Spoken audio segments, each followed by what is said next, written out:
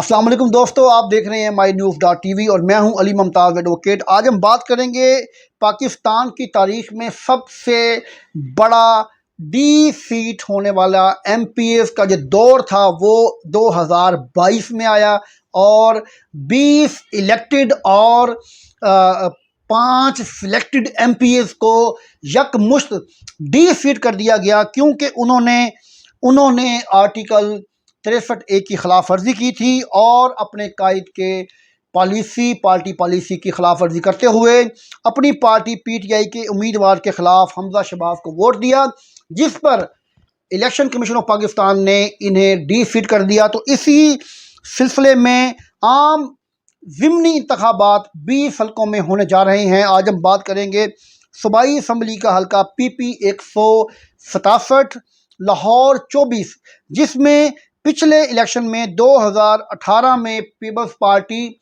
नून और पीटीआई के दरमियान मुकाबला हुआ था, जिसमें उस वक़्त पाकिस्तान तहरीक-ए-इंसाफ के उम्मीदवार नज़ीर चौहान थे, जो कि बाद में लोटा बन गए और डी सीट हो गए। इनके मध्य मुकाबिल नून लीग के उम्मीदवार थे मियां मोहम्मद सलीम साहब, जो कि इस वक़्त मुस्लिम लीग नून में हैं, लेकिन टिकट इस वक्त लोटे के पास है, उस शख्स के पास है जिसने पिछले इलेक्शन में नज़ीर चौहान ने पीटीआई के प्लेटफॉर्म से इलेक्शन लड़ा था और अब वो नून लीग के प्लेटफॉर्म से नून लीग के टिकट पे इलेक्शन लड़ रहे हैं। और इनके तीसरे जो उम्मीदवार थे पीपल्स पार्टी के, वो मोहम्मद असलम परवेज़ थे, जिन्होंने उस वक़्त पीपल्स पार्टी के टिकट पे इलेक्शन लड़ा था। अब यहाँ पर हम बात करते हैं कि इलेक्शन किस तरफ जा रहे हैं। तो देखें, मैं आपको बता दूं कि नज़ीर चौहान 2018 में पीटीआई के टिकट पर इलेक्शन लड़ते हैं और वोट लेते हैं 40,704 और इनके मध्य मुकाबिल मुस्लिम लीग नून के उम्मीदवार मियां मोहम्मद सलीम वो वोट लेते हैं 38,463 और तीसरे उम्मीदवार वो मियां मोहम्मद असलम परवेज़, जो कि पीपल्स पार्टी के टिकट पर इलेक्शन लड़ते हैं, इनका वोट होता है 2788। अब यहाँ पर सूरत हाल चेंज है। पाकिस्तान तहरीक इंसाफ ने टिकट दे दिया है आतिफ चौधरी को। आतिफ चौधरी एक वर्कर आदमी हैं, पाकिस्तान तहरीक इंसाफ से इनका पुराना ताल्लुक है और पाकिस्तान तहरीक इंसाफ के लिए इन्होंने बेशुमार काम किया है, हकीकी वर्कर हैं और मजबूत उम्मीदवार हैं। जबकि इनके मध्य मुकाबिल नून लीग के उम्मीदवार नज़ीर चौहान हैं, जो लोटा हैं, जिनको पार्टी से मुनहरफ होने की वजह से, पार्टी पॉलिसी से मुनहरफ होने की वजह से इलेक्शन कमीशन ऑफ पाकिस्तान ने इन्हें डिफीट कर दिया था और इनका जो वोट है वो अब नून लीग का वोट बनेगा। देखते हैं कि यहाँ पर सूरत हाल क्या बनती है। लेकिन अगर हम वोट का जायजा लें तो नज़ीर चौहान ने 2018 में 40,704 वोट लिए थे और उनके मध्य मुकाबले दो बड़ी जमातें, जिनमें मुस्लिम लीग नून और पीपल्स पार्टी ने मिलकर 40,000 के करीब वोट लिया था। अब दोनों पार्टीज का वोट बराबर है। देखना यह है कि क्या मुस्लिम लीग नून और पीपल्स पार्टी के वर्कर और इनके वोटर्स जो हैं वो एक लोटे को वोट डालते हैं कि नहीं।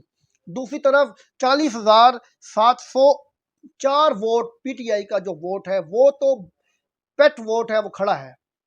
अगर वोट बढ़ेगा तो पीटीआई का बढ़ेगा, क्योंकि उनका उम्मीदवार भी वही खड़ा है और पार्टी के कायद के हुक्म पर इलेक्शन लड़ रहा है। जबकि दूसरी तरफ नून लीग का जो पुराना उम्मीदवार है, जो पहले से साबिक उम्मीदवार है, वो इस वक्त नज़ीर चौहान के साथ खुल के नहीं चल रहा, बल्कि मुनाफकत के साथ सियासत हो रही है वहाँ पर।